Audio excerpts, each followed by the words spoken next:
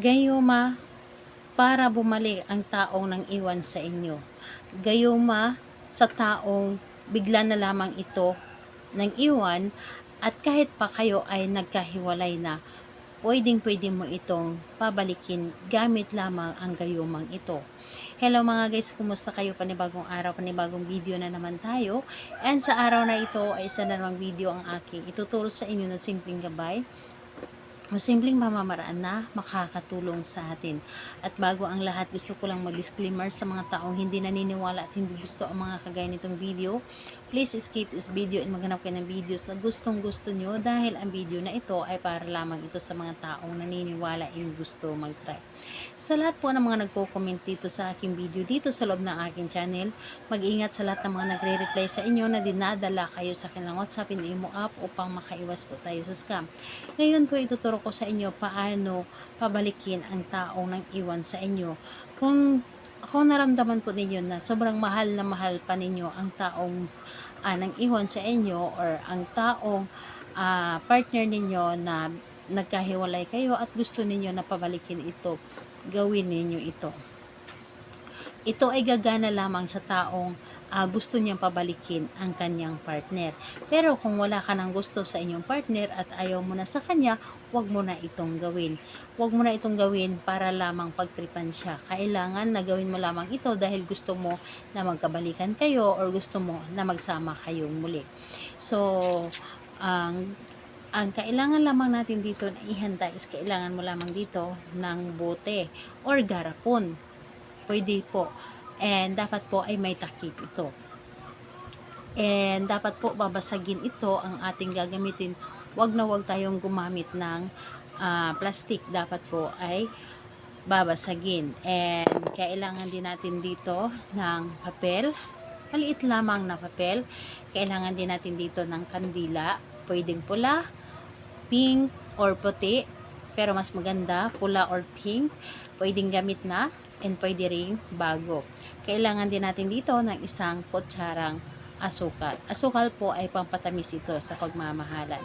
So, ito lamang ang dapat nating ihanda. And kapag handa na yung mga ating gagamitin, kailangan ang sarili mo naman ang inyong ihanda.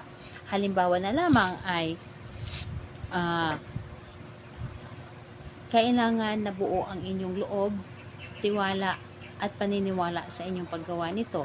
Dapat po ay hindi ka nagdududa sa dapat mong gawin dahil sa paggawa ng mga ganito is kailangan natin dito ang buong tiwala. Kapag ready ka na, pwede mo na itong umpisahan. Ang gawin mo lamang dito ay napakadali lamang. Dito sa isang bote, ilagay mo dito ang isang papel. Pero ang papel na ito ay iyo itong sulatan ng 3 ulit ng kanyang pangalan at apelyido. 3 ulit po. So, isulat mo dito ang kanyang pangalan at apelyido and i-roll mo lamang ito. Dapat i-roll po papunta po sa inyo. And pagkatapos nun, ilagay mo ito dito sa loob ng bote. Ilagay mo ito dito sa loob ng bote and ilagay mo din po ang isang kutsarang asukal. And kapag nailagay mo na dito ang isang kutsarang asukal, ang gagawin po ninyo, itapat mo lamang dito sa iyong baba. Halimbawa, ay ito ay iyong sasabihin, pangalan, apelyido na naisin mo na balikan ako at hindi ka magdalawang isip na makipagbalikan sa akin. Magmamakaawa ka na tanggapin kitang muli. Magmamakaawa ka na mahalin kitang muli. Magmamakaawa ka na magsama tayong muli. Ako at ako lamang ang iyong iisipin. Ako at ako lamang ang iyong babalikan. Mamahalin mo ako na higit pa sa iyong sarili. Habang buhay mo ako mamahalin at wala nang iba pa. So, sasabihin mo na dito ang lahat-lahat anuman ang gusto mong sabihin. And pagkatapos nun, sindihan mo ang inyong kandila at ito ay iyong painitan.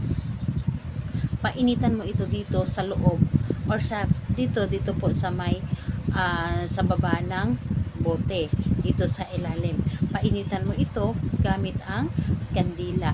And kapag naramdaman mo na mainit na dito sa loob, inyo na itong ihinto and patayin na po ang kandila.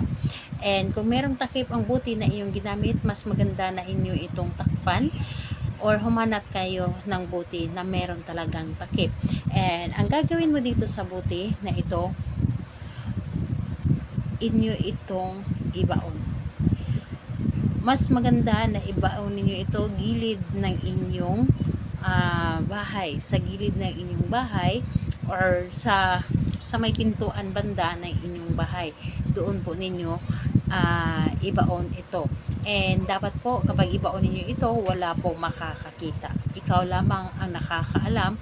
Mas maganda na gabi mo ito ibaon. And sa pagbaon ninyo ito, sasabihin ninyo na hindi ka na makakaalis dito sa ating bahay. Ako at ako lamang iyong babalikan, at anumang oras ikaw ay babalik sa akin. So, gawin lamang ito sa araw ng Tuesday and Friday. Paggawa mo ito ngayong araw, kinagabihan inyo itong ibaon.